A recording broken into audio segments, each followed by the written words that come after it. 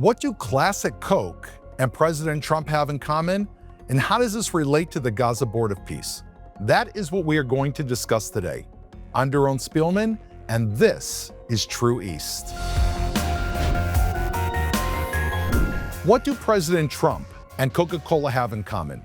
Well, this is a can of Coke. And who remembers back in the 1980s when Coca-Cola had a new, fresh idea and came out with New Coke?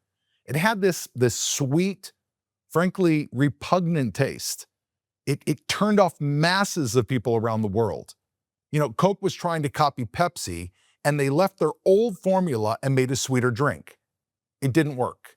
Not only did it fail to beat Pepsi, it actually started to damage the Coke brand itself.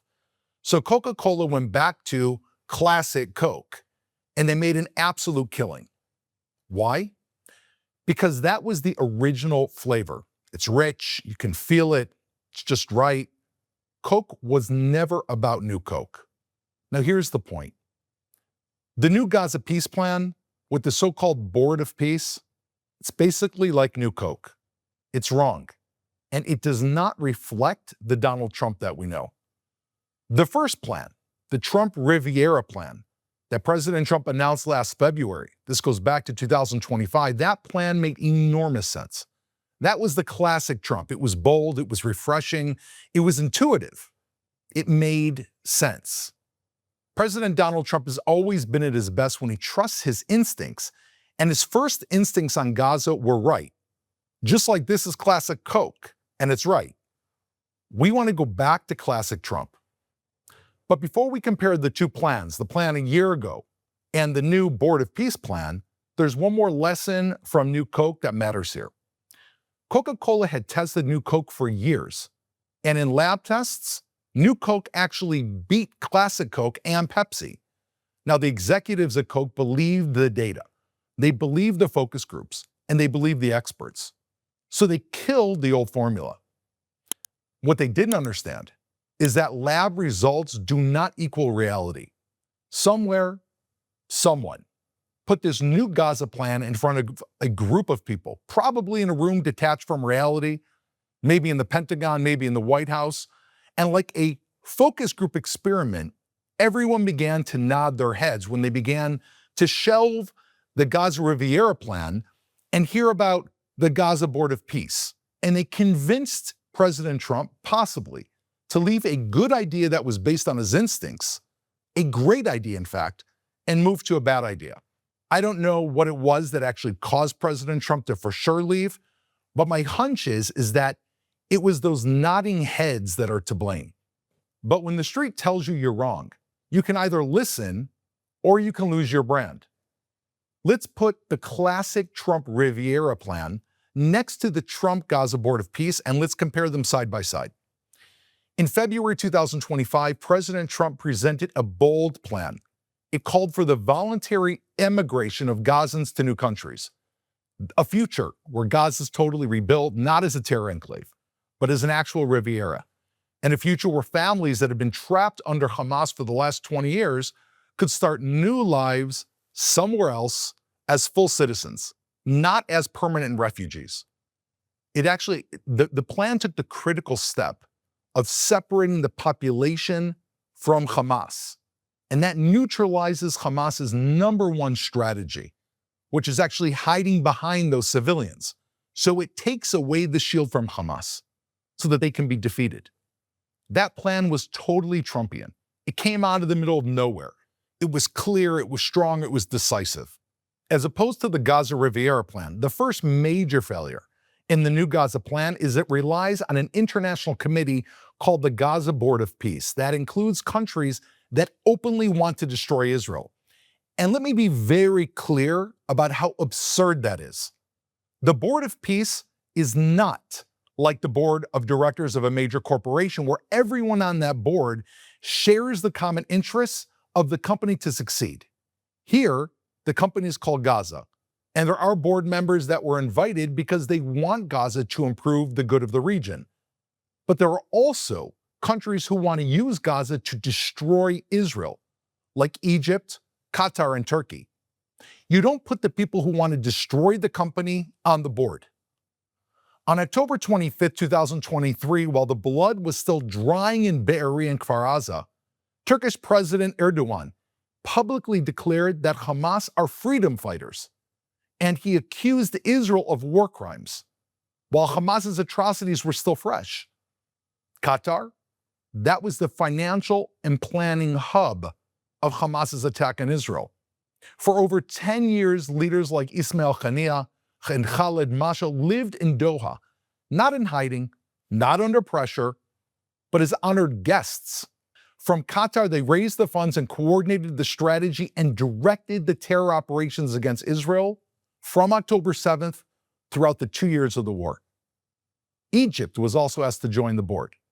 Now, we have to understand, all of the weapons in Gaza used on October 7th and after, all of them came from Egypt, where they were smuggled underneath the border. Egypt made a fortune paid by Qatar to fund the arms in Gaza. As soon as the opportunity exists, they're going to do it again. And what's going to stop them? Not the Board of Peace, which for some of its members is really a board of terror. Israel. Only Israel, once again, will need to stop them. The second major failure with the new Gaza peace plan is that it relies on a technocratic panel of people who are going to handle the day-to-day functioning of Gaza. Now, the head of that panel has already been chosen. He's a senior minister in the Palestinian Authority. The Palestinian Authority is run by Mahmoud Abbas, an open anti-Semite and the Holocaust denier, and the architect of terror attacks that killed more than 1,000 Israelis, along with Yasser Arafat, during the Second Intifada. Now, Hamas is beaming with the idea of having a technocratic board made up of Palestinian Authority figures that are going to run day-to-day in Gaza. And the fact that Hamas agrees should be a real sign to us that something's wrong, because Hamas would never agree to a plan that calls for their going out of existence. Now, in 2007, when Hamas took over the Gaza Strip, the Palestinian Authority, the same people were in charge of the Gaza Strip. What did Hamas do? They brought the leaders of the Palestinian authorities up to the top of 10-story buildings and they threw them off. And then they executed the rest in the streets. And they took over Gaza like this. So what would they want more than a technocratic regime run by the Palestinian Authority? I wouldn't want to be a Palestinian Authority member that's going to be left on this technocratic committee after this kind of initiative gets rolling. I wouldn't want to be there, and if I did, I certainly wouldn't climb to the top of any upper buildings. I'd weigh myself down to the ground as much as possible. There is no question that this ignores the reality in Gaza and pushes off the big questions for later. President Donald Trump's original Gaza Riviera plan started with the hard truth. You cannot fix Gaza without breaking Hamas's grip on it. The plan called for the voluntary relocation of Gazans to other countries, gives them citizenship so that they can live new lives elsewhere. And only then, when the citizens are out of the way, can we begin rebuilding Gaza when it is free of terror. That approach understood something absolutely fundamental. Hamas survives by hiding inside the population. When we remove that shield, then Hamas collapses. The current plan does the exact opposite. It keeps the population in place. It leaves the same families, the same clans, and social networks that produced Hamas right where they are. Again, Hamas didn't come out of nowhere. They're staffed and manned by the families in Gaza. There were only a few thousand Hamas members. It is the people that were subjected to the hatred and the ideology and the propaganda of Hamas that filled the ranks to the tens of thousands. So this new plan, instead of isolating Hamas, it actually embeds countries that openly back Hamas into the Board of Peace, which is not going to prevent Hamas from spreading its tentacles back again into the Gazan population. Now, President Trump's original plan, he understood the leverage the United States has and the strength the U.S. has to compel other nations to absorb Gazans as full citizens, not as refugees, not trapped in camps, not in an endless conflict. That would literally break the cycle. It was like such a breath of fresh air. That would remove Hamas's human infrastructure, and it would make real reconstruction of Gaza possible. You cannot build a Riviera on top of terror tunnels. You cannot de-radicalize the Gaza population while the radicalization engine of Hamas remains intact. And of course, you cannot protect Israeli families while enemies who celebrated October 7th are literally just across the fence. You can see them. Now, let me say something very clearly about Israel's role. If there is going to be any type of board overseeing Gaza, Israel shouldn't just be on the board. Israel has to have veto power over the board. We are the ones who are going to have to live with the reality of what happens there. Us, our families, our homes, our children. A plan that offers Israel to be just one more member with the exact same standing as countries like Egypt, Qatar, and Turkey on a piece of land located 1 mile from our border, that is a strategic mistake, a major strategic mistake. Somewhere along the way, we allowed this to happen. And we can see it in the recent public disagreement between Israel and the United States over Qatar and Turkey. How did it happen? Well, Prime Minister Netanyahu has had a closer coordination with this administration than probably any other time in Israeli-US relations. It's produced incredible results. When Israel was left naked with no weapons after the Biden administration, President Trump completely revamped Israel's military supplies and, in fact, increased it beyond any previous level. But when President Trump pivoted away from the Riviera plan, I don't think we could even imagine that we would reach such a misunderstanding about what is good for Israeli security and about what is realistic. I think to Prime Minister Netanyahu's credit, when he clearly saw where this was leading, he knew to put his foot down, something I am very doubtful if many other leaders in Israel would have had the courage to do. But we need to learn from this. Even our greatest ally, the United States of America, any ally between two different countries, has its own interests, and at some point, those interests are going to collide. And even at some point, perhaps the interests of the United States will collide with Israel's.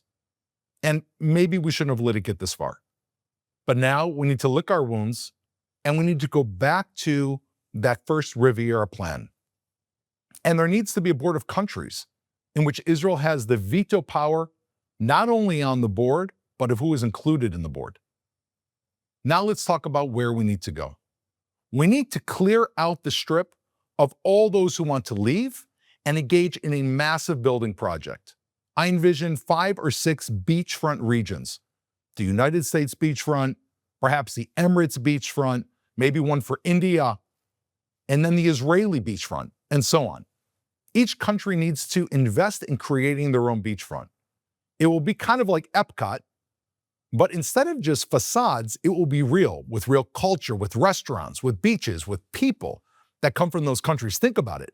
You could take a 5-minute walk and go from the Indian beachfront to the Emirates beachfront, to the Israeli beachfront, to the United States beachfront. It's fantastic. 5 beachfront communities, each of which will require billions of dollars of investment. But you know what? I think they're going to make it back. It will be the only place in the world like it, where you can go almost like country to country from walking from beach to beach. Imagine the music, imagine the drinks, imagine the food, imagine the culture. And you've got the ocean there, the beautiful Mediterranean. And yes, absolutely, Israel will be one of the beaches. Going back thousands of years, Jews have been living in Gaza continually until they were expelled by the Arabs in 1948. The Jewish community in Gaza was the longest continuous community there. It goes back before Muhammad and even the rise of Islam. Now, maybe someone out there is shaking their head. Can I prove it? The answer is yes. The Great Synagogue of Gaza goes back to the Roman period. The archaeology and history are there. The pictures are there. It goes back to the 6th century CE. That's the 500s. Islam was founded by Muhammad in 632, 100 years later. The mosaic floor that's found in that synagogue and exists and the pictures show, not Muhammad. It shows King David playing his harp. Look it up. There was also an area of Gaza inside Gaza City called Harat al-Yehud, which means the Jewish quarter of Gaza. It's located inside Gaza City in what is today called the village of Zaytun, which is just south of Jabalia. We hear about Jabalia throughout the war. I visited Zaytun and Jabalia during the war. According to Ottoman census records, this goes back 450 years, The majority of Zaytun, in the center of Gaza, was Jewish. It had more than 600 Jews living there. And that existed until they were forced out by Arab violence and expelled in 1948. Now, what happened in 1948?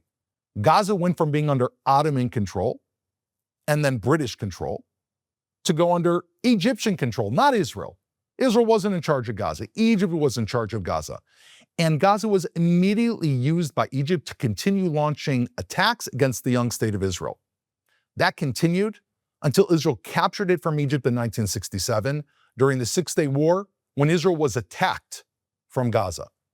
Fast forward to 2005. The state of Israel pulls thousands of Jews. These are not just Jews. These are the greatest Israelis, farmers, people of agriculture and of environment. We pulled them out of Gush Katif. It was a despicable withdrawal from Gaza. We left every single community. We removed every single soldier. And we literally handed Gaza over on a silver platter to full Palestinian control. What did we get in return? Well, you know, tens of thousands of rockets, 3 military actions, 2 wars, and ultimately the massacre of men, women, and babies on October 7th. That experiment failed. So why will Israel have a beautiful beach in Gaza, and why will Israel control security in Gaza? We have the history in Gaza. We've spilled the blood over Gaza, and we're not going to outsource our security to anyone. We mustn't outsource our security to any international force, not to committees, and not even to the United States. Why? Because they change administrations and policies every 4 years. The only people with a consistent policy to protect Israelis is Israel. We didn't sacrifice nearly 2,000 people on October 7th to hand our security and to outsource it. We've learned that lesson. And if we've learned it, we're not going to put our guard down again. Israeli security has got to be non-negotiable, and that is point final. Now, the plan can work, but it requires a lot of American muscle and long-term thinking. Thinking in terms of decades, kind of like the Chinese, not just in 2-year congressional cycles. It means really having vision. And Trump's Riviera plan understood this leverage. The United States has the strength to force a real change, to compel countries to absorb Gazans as citizens, and to break the terror pipeline at the very source, to remove the population Hamas hides behind. You cannot build a Riviera, as I mentioned, directly on top of terror tunnels. And you cannot de-radicalize a people by leaving the regime untouched. And you're not going to be able to sell Israelis a plan that brings our enemies directly on our border. Now in Israel, trust in President Trump has been enormous. He restored our deterrence. He came to the Knesset. He reaffirmed us when others hesitated. Israelis see him both as a street fighter and a businessman who knows when a deal is broken. So let's be very, very clear. This is Trump's Gaza Riviera plan versus the board of so-called peace plan. It's a question: classic Trump or new Trump? We want classic Trump. That is how wars are going to end. That is how regions are going to change. And that is how history is going to be made.